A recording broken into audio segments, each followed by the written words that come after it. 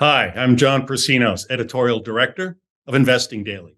Welcome to my latest Mind Over Markets video interview. With me today is my longtime colleague, Jim Pearce. Jim Pearce is Chief Investment Strategist of our flagship publication, Personal Finance. He's also in charge of our premium service, Mayhem Trader. We'll get to Jim's Mayhem trading methodologies in a minute. Jim, thanks for being here today. My pleasure, John. Good to see you. Yeah, good to see you.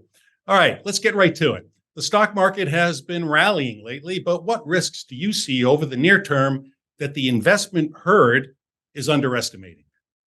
Although inflation is slowing down, the full impact of accommodative monetary policy during the coronavirus pandemic is far from over.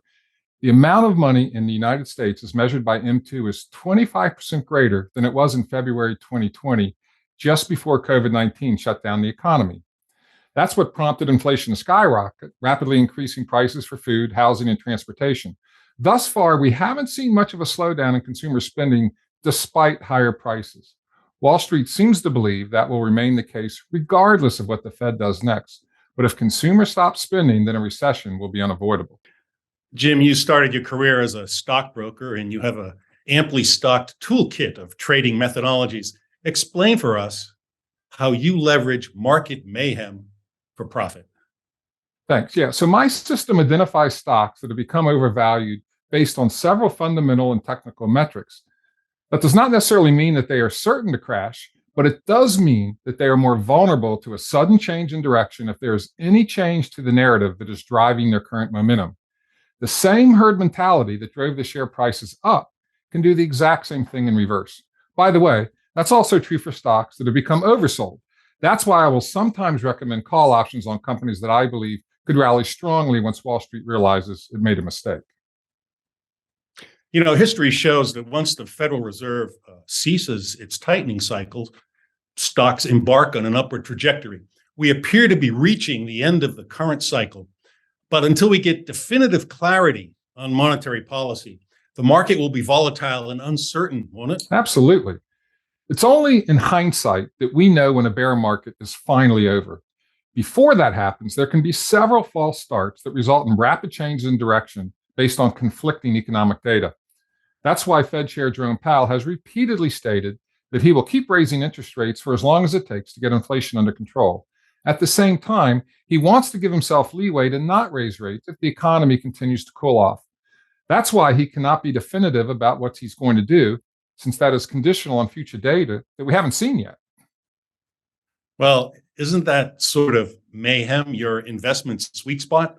Yeah, that's half the equation that creates a market mayhem sweet spot.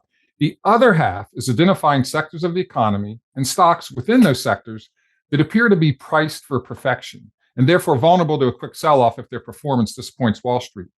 They aren't hard to find since their relative valuation can be compared to their historical metrics and to their peers in the current market environment. Sooner or later, reversion to the mean will bring them back into parity. My objective is to identify those sectors and stocks just before that happens. All right, Jim, which sectors of the market look most promising to you right now? Well, for my put option trades, and remember, put options go up in value when the price of the underlying security goes down.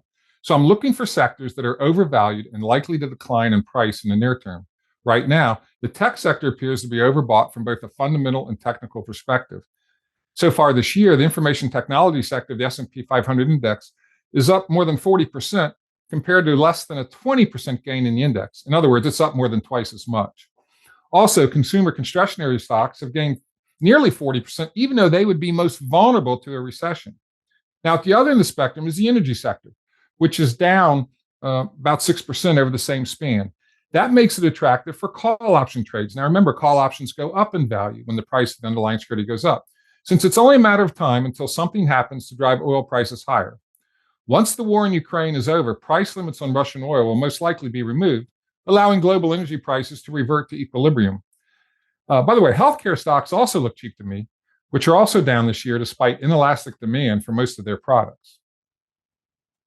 You know, the rally year to date in the S&P 500 and the NASDAQ has been largely driven by enthusiasm over artificial intelligence. AI is the big buzzword so far this year. Tech stocks took a real beating in 2022. They just got really clobbered last year. But right now they're trading at rather lofty valuations again. Do you think tech stocks are ripe for a pullback? Yes, I do. In truth, the big run up in mega cap tech stocks is really nothing more than a risk off approach to the stock market. Those companies are sitting on a lot of cash and could withstand a recession better than most other businesses.